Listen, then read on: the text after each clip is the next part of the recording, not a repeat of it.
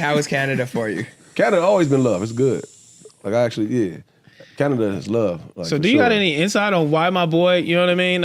Why y'all didn't let them in Canada? I mean, so I was in Canada and I didn't get super insider information. I actually have questions for you guys about it, but I'm there and I'm kind of asking people, you know, what's the deal with this ScHoolboy Q thing? And what I didn't realize at first was the venue that he was supposed to perform at was owned by Drake. History, I think it's called. So 25-person cap, 2,500 cap. Drake is at least a partial, if not full owner of that place. But I was gonna ask you guys, I don't know anything else besides that. All I know is the show was canceled. Right. But I looked at on StubHub, it said like 4% ticket left, you know? So the tickets were selling. So I know it's not, that's cap if anybody says it was a ticket issue. But so for you, what was the first you heard of the show slowing down or not happening, or what really happened? Because all I know is Drake was involved in the ownership of that building, but I do not know anything to say that he stopped that show from happening. In fast forward motion, it's literally, it was nothing but a call. Like we just got a call from our agent saying what it was. Asked them, we just doubled down because we was literally on the plane about to take off, so we doubled down before we got off. You're about to go to Toronto? Yeah, we was on the way. Wow. Like literally, everybody locked in. When you say what it was, what was it? You never expressed that part. What was it? What, as far as the issue? Letting you know what it was. What was it? Oh, I did express that part. They said police, weather, what? Nah, it was yeah, it was police. It was police. You know what I mean? I ain't gonna lie, but yeah, it was police. I almost read that. Are you sticking to that? Yeah, I'm sticking to that. Was Drake involved? It's an email. It's from the venue and police. So they had the police on CC. The police is on there. No, I'm saying they're telling us what the reason is. Police is not. You gotta think about it. This is what I'm saying. This right here, the truth and the details. Y'all should know already. From like, we've been talking to this venue for the last 2 months. Okay. If it was an issue, they would have said something.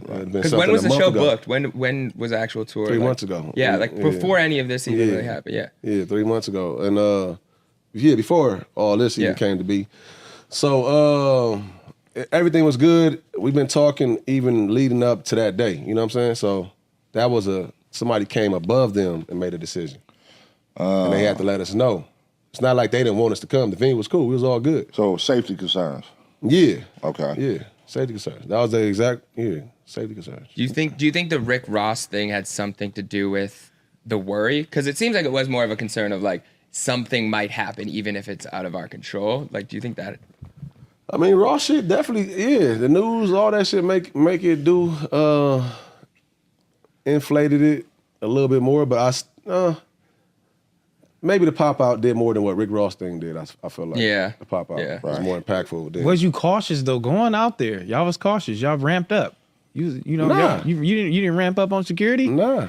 You didn't do nothing. No, we had one extra security. So you ramped up a notch. Yeah. Not really. You ramped up a notch? Yeah, not really. It's more so, not really though. But. And correction, not just the pop out. Y'all was in Nothing Like Us video standing next to him. Oh, that's all under the pop-out umbrella. Pop out and stay out. Anybody that popped out around that time. You know, he be talking shit like anybody that was in the video, everybody was on that stage, you already know what Drake is about to do to you. And that's not about what he's about to do to you. But you was on there though. You was trying to stay away from that, but you couldn't stay away from it because you was in the damn video. You know what I'm saying? You on the stage, you around. Whoever, you was in the video. Like, come on. You involved. No. You involved. You involved. How am I involved? What did I do? You over your side. Ain't you Elliot? Him and Elliot don't got. I know. I accidentally feel like I literally am sitting in the middle of it. God damn. It's on, man. Your big ass just nervous. We got somebody here from Canada. It's cool. You got somebody here from Canada. Do you take on Elliot beefs? Like you stand next to him? That's your boy. So I support Elliot in everything he does. I'm very thankful for Elliot. He's taking me under his wing, giving me a platform to show. No possible. What I will say is, what I will say is, any beefs right now, I don't feel the need to inherit from people. You know, I got love for a lot of people that may be beefing with people that I also have love with. until I'm inserted into it, I would love to play the outside. I gotta take some notes, man, because this nigga be having me in all kind of shit. You inherit all his beefs? Yeah. It's inevitable. Most definitely. You sitting in the chair, dog. Like, as soon as you start talking about... I move as a free agent, like I told Paulo. They got offended when I said that. Would y'all get offended? You're an independent contractor. Yeah, there we go. You move like a sucker, bro. You move like a sucker. Independent contractor. Independent He doesn't contractor. get benefits, you know? He doesn't get dental. He doesn't get medical, so he's... He cold. Why do you move like an independent contractor? Well, it's easier that way. Because you know how this came up? I had made up I said that FIGGMUNITYworld should do like a Big Brother type of thing, all in the same house, locked in or whatever, right? I ain't saying I made it up, but we was talking about that. And then they were saying like, all right, we're going to go in there, Apollo against everybody. But then I'm saying at the end of the day, only one person can win. So it's really, you know, Every man I'm for walking in the himself. door saying I'm an independent contractor instead of saying Apollo. I might get you out the paint first. That's a cold mentality, man. It says a lot about you, It's too. real though, isn't it? It says a lot about you. Isn't it? What does it say? So let me ask you though, for real, you got to get off topic though, but what does it say about me? Come on, break it down. That you come in with the mindset of an independent contractor, that you have blind motives of cutting the next man out. No, that was just, I made my motives like clear. But if you're going into that house, your motives is to knock the next man out. Everybody right? out. That's what everybody's motives is. Okay, so are you doing that now? What you mean? Are you doing that? You in FIGGMUNITYworld, you in our house. No, are you doing that now? Are you doing that? Are you doing that? I'm not doing that. Okay. But are you doing You don't that? say you're an independent contractor. Man, But I think I'm both standing can next You to know my, what I'm trying to say? I stand next to my homies. I do too.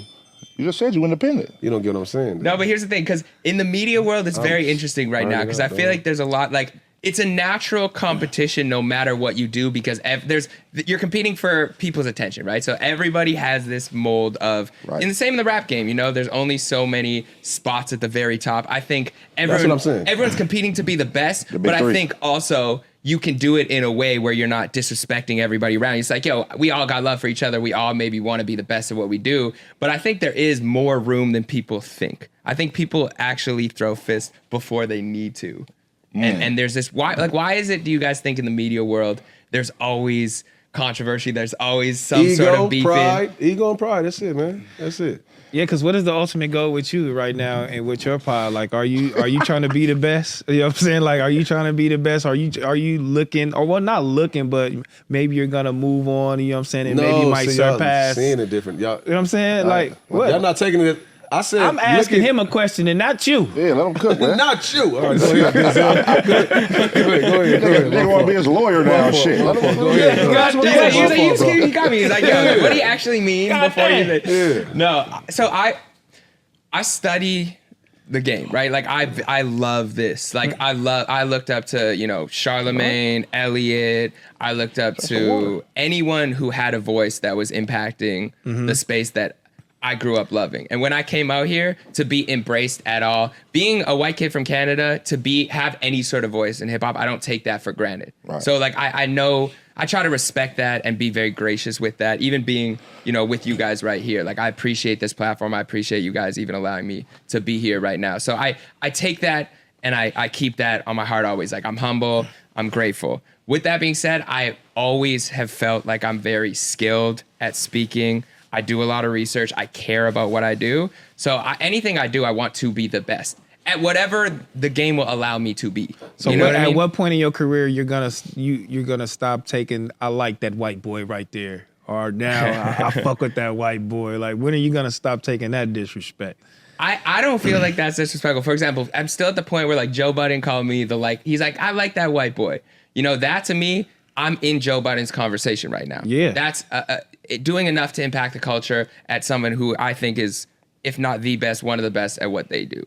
So to me, that's amazing that I'm in the conversation. Now, what did Drake say? At some point, you make friends with Mike, you got to AI him for your survival. If I get to the point where I have to make crossovers, I feel like I have the skill to do that, but I don't want to force those for any reason. Like I would never, there's people that are like absolute legends in my eyes, like an Elliot or a Charlemagne or a Joe, you know, or even an academics to a degree of like, these people have cemented their spot in media. I would never say anything bad unless they came for me, which I don't see why they would, but in that. Say something bad. You know what I'm That's saying? crazy. Yeah, I mean, you do see that come with the territory, though. Like, we see, like, the greats argue with each other.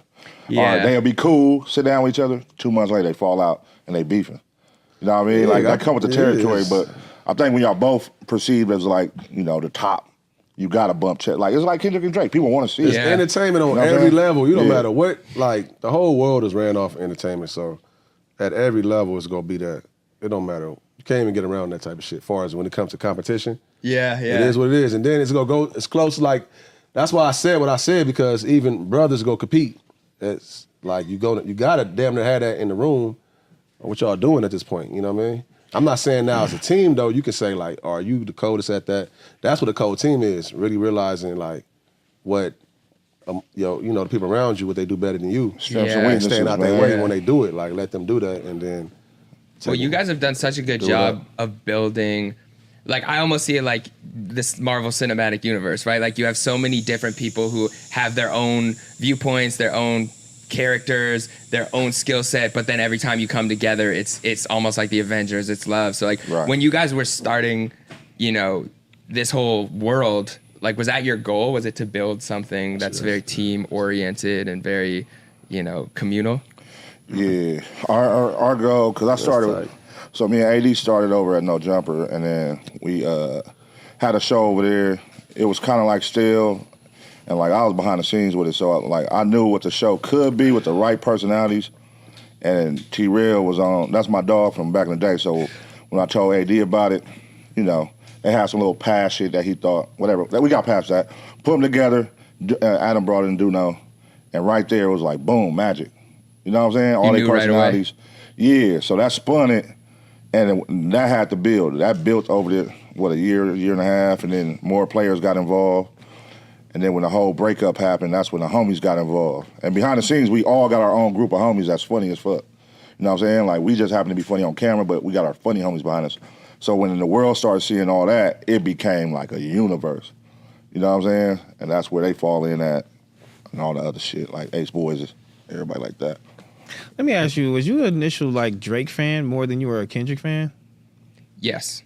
Yeah. Like growing up, it wasn't that I wasn't a Kendrick fan, but you got to remember, like, Drake was much more successful than Kendrick early on. Like, he took Kendrick under his wing to a degree. And I don't think Kendrick would deny that, right? So, like, in 2009, that's when I first fell in love with hip hop from my own perspective. Like, I have Eminem and 50 Cent posters, and I had, you know, Jay-Z, the Black Album, clean version. You know, I wasn't allowed to buy the explicit, but 2009, the blog era, was when I first found people that I felt I could relate to, you know? I'm a white Jewish kid from Canada.